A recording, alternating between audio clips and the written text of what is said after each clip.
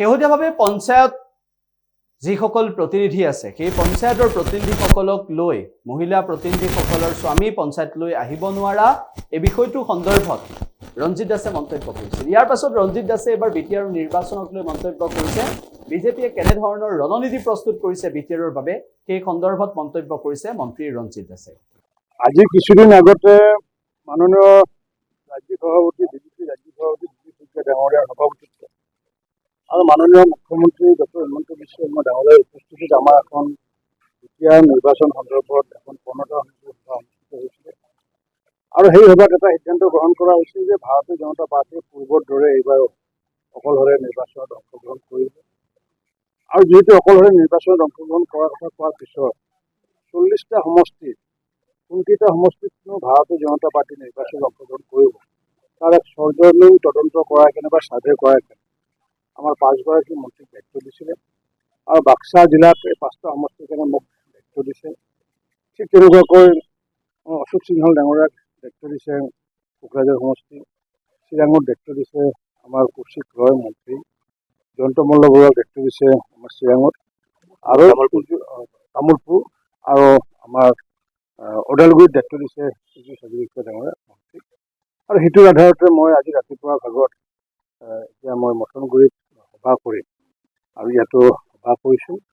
ইয়াৰ পিছত মই ককলাবাৰীত সভা কৰিম আৰু কাইলৈ মই আমাৰ যি দিহিৰা সমষ্টি আৰু মচলপুৰ সমষ্টিত সভা কৰিম। এই দুদিন যোৰা এই বাক্সাতে আছোঁ।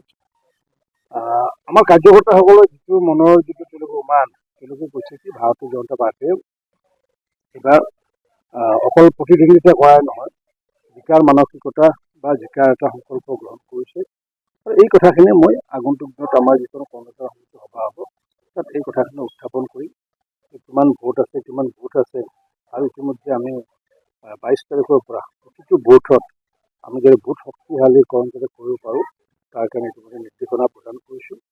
আৰু মোৰ যিমান দূৰ আশা বা কাৰ্যকৰ্তাসকলৰ যিটো মনৰ ধাৰণা, মই ভাবোঁ যে হালবাৰী সমষ্টিটো আগন্তুক দিনত ভাৰতীয় জনতা পাৰ্টীৰ জয় হ'ব বুলি আশাবাদী। তাৰ কাৰণে বিভিন্ন ৰণকৌশল আমি প্ৰস্তুত কৰিছোঁ আৰু এইবোৰ সময়ে সময়ে আমি কাৰ্যকৰ্তাসকলক আমি অৱগত কৰিছোঁ। আটাইকেইটা সমষ্টিতে আপোনালোকে এতিয়াও সিদ্ধান্ত গ্ৰহণ কৰা নাই নেকি? কৰা নাই, যাৰ কাৰণে আমাক ছাৰ্ভে কৰিব দিছে। কাৰণ আমি এতিয়া মই গৈ পেলাই আমাৰ 5টা অংশগ্ৰহণ কৰিম, কাৰ্যকৰ্তাসকলৰ মনৰ কথা কৈ পেলাইহে আমি ক'ব পাৰিম। যোৱাবাৰ যেনেকুৱাকৈ আমি যিকেইটাত খেলিছিলোঁ কাৰ্যকৰ্তাসকলৰ তেতিয়াতো মই দলৰ সভাপতি আছিলোঁ আৰু তেতিয়া আমি যিমানকেইটাত আমি সিদ্ধান্ত লৈছিলোঁ তেতিয়া আমাৰ প্ৰায় 30-40টা সমষ্টিত আমি অংশগ্ৰহণ কৰিছিলোঁ। এই 40টাৰ ভিতৰত এতিয়া বাকী মন্ত্ৰীসকলে যেতিয়া ৰিপৰ্ট আমাৰ দাখিল কৰিব তেতিয়া গম পোৱা যাব যে সম্পূৰ্ণৰূপে কেইটা সমষ্টিত আমি অংশগ্ৰহণ কৰিম। কিমান আশাবাদী এতিয়া ধৰক মই বাক্সাৰ কথা মই ক'ব পাৰিম, কাৰণ এতিয়া ধৰক মানে যিহেতু বাক্সাত মোক দায়িত্ব দিছে গতিকে সমগ্ৰ বিটিএডিৰ কথা মই বহুদিন ধৰি বিটিএডি তাৰ সকলো ৰাজনীতিৰ লগত জড়িত নাই। যদিও আজি বিটিএডি চৰকাৰ গঠন কৰোঁতে ময়ে সভাপতিৰ দায়িত্বত আছিলোঁ বা আজি আমি ভাৱে চৰকাৰ গঠন কৰিছোঁ আৰু আমি জানে আমি আশাবাদী এইখিনি আশাবাদী যিহেতু পূৰ্বতে আমাৰ এটা MCL আছিলে ধৰ্মনাৰায়ণ দাস আছে আৰু সেই সময়তে আমি কৈছিলোঁ যে ধৰ্মনাৰায়ণ দাসক আমি জ্ঞান পাতিব লাগে, কিন্তু পাতিব নোৱাৰিলোঁ বা নাপাতিলে।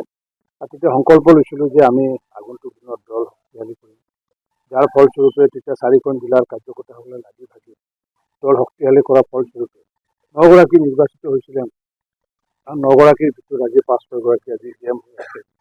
গতিকে এটাৰ পৰা আহি যদি 9 হ'ল, 9ৰ পৰা গৈ পেলাই কিমানলৈ যাব পাৰে সেইটো আপোনালোকে নিজে অনুমান কৰিব পাৰিব, মুখেদি কোৱাটো অনুচিত হ'ব। কিন্তু মই ভাবোঁ যে আজি হালবাৰীৰ কাৰ্যকৰ্তাসকলৰ যিটো মনৰ ভাৱ, এনেকুৱা মনৰ ভাৱ যিটো হালবাৰীতে য'ত নেকি পপুলেশ্যন পাৰ্চনসকলে জানে, এওঁলোকৰ মনোভাৱৰ মানত ক'ব পাৰোঁ যে যথেষ্ট ধৰণে ভাল হ'ব। আমাৰ এটা চৰ্চা চলি আছে